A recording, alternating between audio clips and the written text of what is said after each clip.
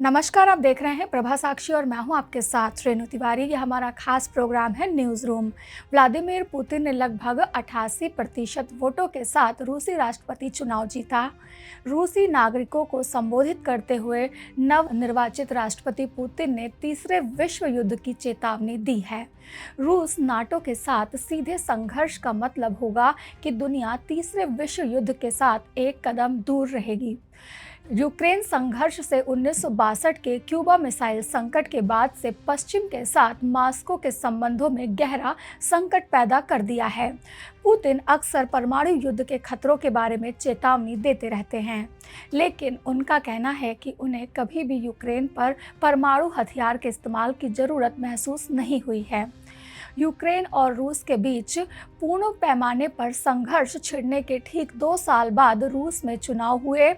इससे द्वितीय विश्व युद्ध के बाद यूरोप के सबसे घातक संघर्षों में से एक माना गया। मॉस्को में केंद्रीय चुनाव आयोग के अध्यक्ष ने कहा कि पुतिन ने रिकॉर्ड प्रतिशत लगभग 88% वोट के साथ ये चुनाव जीता है। आपको बता दें कि लगभग 2018 के चुनाव में व्लादिमीर पुतिन को 76.69% वोट मिले थे। वहीं अगर 2000 की बात करें तो राष्ट्रपति चुने गए थे और उसके बाद 2004 में और 2012, 2018 और 2024 में फिर से व्लादिमीर पुतिन रूस के राष्ट्रपति चुने गए हैं। Я думаю, что все возможно в современном мире, но я уже говорил, и это понятно для всех, что это будет в одном шаге от полномасштабной Третьей мировой войны. Думаю, что в этом вряд ли кто-нибудь заинтересован. राष्ट्रपति व्लादिमीर पुतिन ने रविवार को रूस के चुनाव में रिकॉर्ड जीत हासिल की, जिससे सत्ता पर उनकी पकड़ और मजबूत हो गई है। इसके साथ ही पुतिन के 5वीं बार रूस के राष्ट्रपति बनने का रास्ता साफ हो गया है। हालांकि इस बीच पुतिन के हजारों विरोधियों ने मतदान केंद्रों पर विरोध प्रदर्शन किया। रविवार को मतदान समाप्त होने के बाद प्रारंभिक रिटर्न ने उसे निष्कर्ष की ओर इशारा किया कि सभी को उम्मीद थी। इसी बीच रूस के नतीजों पर अमेरिका ने कहा कि वोटिंग ना तो स्वतंत्र थी और ना ही निष्पक्ष थी।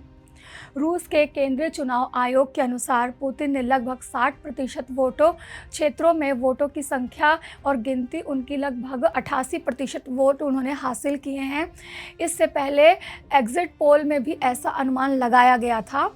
पेस्टल पब्लिक ओपिनियन फाउंडेशन यानी कि FOM के एग्जिट पोल के अनुसार पुतिन को लगभग 87% वोट हासिल करने की उम्मीद थी, लेकिन उम्मीद से दुगना हुआ और 88% वोट पुतिन को हासिल हुए, जो सोवियत इतिहास के बाद रूस में किसी नेता को मिलने वाले सबसे बड़े परिणाम हैं। Russian public opinion research centre ने पुतिन को 87% पर रखा है। पहले आधिकारिक नतीजों ने एग्जिट पोल को सही ठहराया है।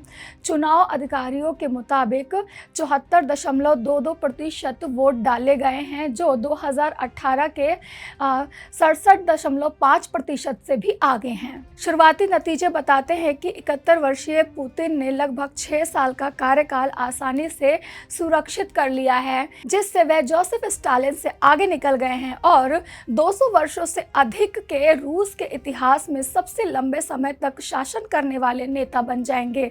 अमेरिका ने इन चुनावों की वैधता पर सवाल उठाए हैं। व्हाइट हाउस की नेशनल सिक्योरिटी काउंसिल के प्रवक्ता ने कहा है, चुनाव स्पष्ट रूप से स्वतंत्र या निष्पक्ष नहीं है, क्योंकि पुतिन ने राजनीतिक विरोधियों को जेल में डाल दिया और दूसरों को उनके खिलाफ चुनाव लड़ने से रोका है। वहीं यूक्रेन के राष्ट्रपति जेलेंस्की ने रूसी राष्ट्रपति चुनाव को धोखाधड़ी बताते हुए कहा है कि इसकी कोई भी वैधता नहीं है। रूस में ये चुनाव पुतिन के यूक्रेन पर फुल स्केल हमले को 2 साल से अधिक समय बाद हुए हैं। तो आपको हमारी ये रिपोर्ट कैसी लगी, हमें कमेंट करके ज़रूर बताइए। नमस्कार। अगर आप भी लेना चाहते हैं देश दुनिया की तमाम जानकारी तो आज ही सब्सक्राइब करें हमारे चैनल को। साथ ही नीचे दिए बेल आइकन को जरूर दबाएं ताकि हर अपडेट आप तक पहुंच सके।